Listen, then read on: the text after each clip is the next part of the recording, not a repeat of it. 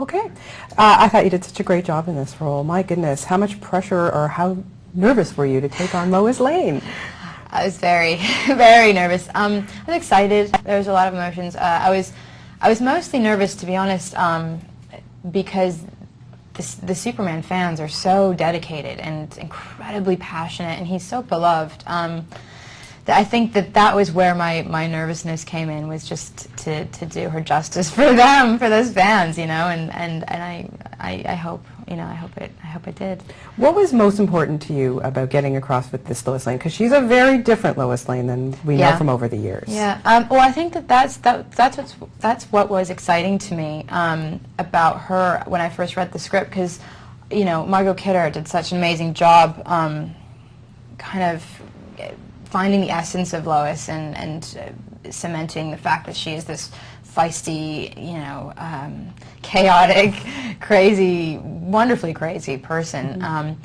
But, you know, obviously in this film she is different. She has a son. She's started a family.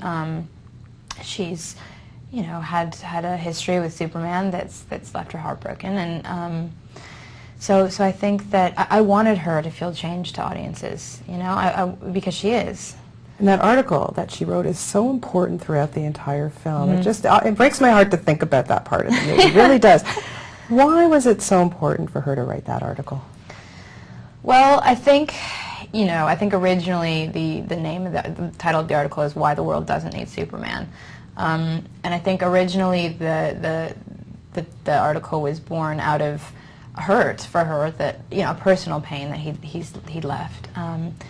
But then I think it segued into a question that she wanted to pose to the world: is, does the world need a Superman? You know, are we better off with him, or are we better off saving ourselves? Yeah. And I think essentially she put it out there that she thinks that people should save themselves and learn to be self-sufficient. That's very interesting. Makes you think a lot. Yeah, it does. I mean, yeah. Yeah. Brandon, let's talk a little bit about him. Now, first tell me about the first time that you guys did your audition together, because I heard it just clicked. It did. It really did. You know, and obviously that's one of the most important things when you're making a story that involves a romance, is, you know, hopefully you click with your romantic partner. But we did. When we first met and we read together, it was immediately a connection and chemistry, and it was wonderful. We got lost in the scene, and then I just remember leaving the room and saying to him, "Man, I don't know what's going to happen with my character, but you are so good, and just, you know, congratulations." So we had a great time, and then all through shooting, we really did click. What really impressed you about him once you started to work with him? Well, so many things. I mean, it's his first major film, and he acted like a veteran. I mean, truly, he was so professional and lovely, and just one of the kindest people I know. Really does have the essence of Superman. And then just in terms of how he acted, it was, I loved how subtle he was with everything. You know, I think you can either go one or two ways. You can go that way. You can be really over the top, and I think that he created a Superman that felt so realistic to me, and almost human, and you felt invested and attached to him in ways that I don't think we felt before. Yeah, and major pressure, you know, having to live up to someone like Christopher Reeve. Yeah, and I don't think he ever felt like because I think that he felt such respect to him that was something that he always kept in mind, and, you know, but just enjoyed it. You know, I never saw him spin out in any way. He just really, it was important to him to respect that and just enjoy it. Do you remember the first time you saw him in the outfit?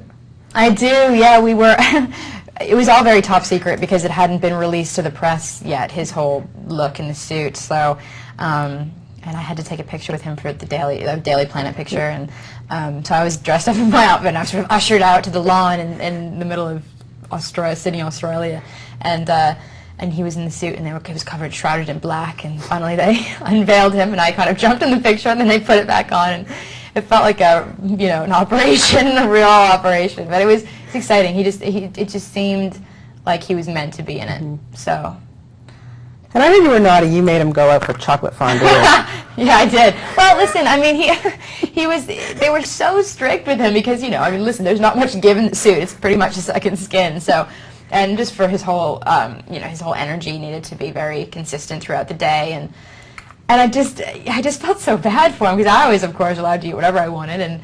And he was just kind of always longingly staring at my desserts, and I just said on a weekend, I was like, Brant, man, we've got to go get some chocolate for you or something. And there's these great chocolate bars in Sydney called Max Brenner. Amazing. You can get anything. It really is like a chocolate bar. And he went, and I just said, order whatever you want, okay? Just order whatever you want. Don't feel guilty. And he was just like a kid. It was so great. So yeah, I kind of don't know. Producers aren't going to be very happy with me, but oh well. It's okay. It's all done and said. Exactly. Reuniting with Kevin Spacey, and on this level too, a really different role. What was that like for you to be back with him? It was great. You know, Kevin, I feel so lucky. I was involved in a film called Beyond the Sea that was very important to him, and a film that he'd been wanting to make for 11 years, And you know, when you work on a film that's so special to a filmmaker, you create a bond with someone that's unique. And we got to work together again on this, and it was a very different role, you know, lovers to arch enemies, pretty opposite ends of the spectrum. And we just had a laugh. It was great. I adore him, and you know, hope to work with him again. Yeah. Absolutely. He was good as a bad guy. He's great. Oh, Kevin can do no wrong. He's a great person, but he is an amazing actor. Yeah. Just incredible. Now, every hero, whether they're real or fictional, they mirror their time and their place. How do you think Superman reflects our time? Well, you know, I saw the film probably the same time as you. I didn't really see any snippets of it before I saw the whole thing together a couple of days ago. And what really struck me was just the goodness that Superman represents. I think it's a really important thing for people to be reminded of. And you know, Marlon Brando plays his father, Kal-El, and there's snippets of him saying, you know, human beings are good people. They wish to be. They just need someone to show them the way. And I think that's something that, you know, is always good to be reminded of.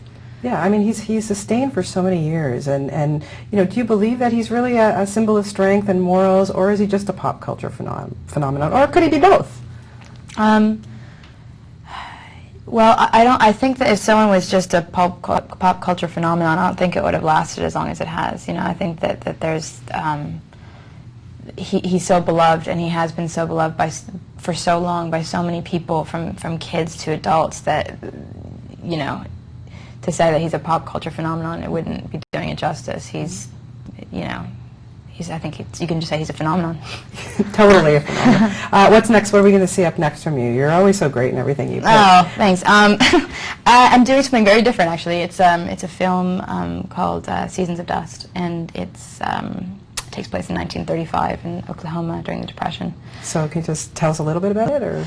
Yeah, well, it's you know, it was written and directed. It's going to be directed by Tim Blake Nelson, who's fantastic. I worked with him on Wonderland. We've been trying to do it for a while, and it's just a story about a woman's journey during that time, and how you know, raw the country was at that time, and how desperate people were. Yeah, well, it sounds really great. Yeah, and it's not a light-hearted film. No, but that's okay. It's good to, you know, like I it's said, wonderful. I think it was bold for you to take this role, because I really think people are going to see you in a different way. Thanks. Congratulations. Thank you very much. You did a great job. Appreciate it. Oh, you're Thanks welcome. a lot. Thank Really you. nice to Lovely see seeing you. Thank you.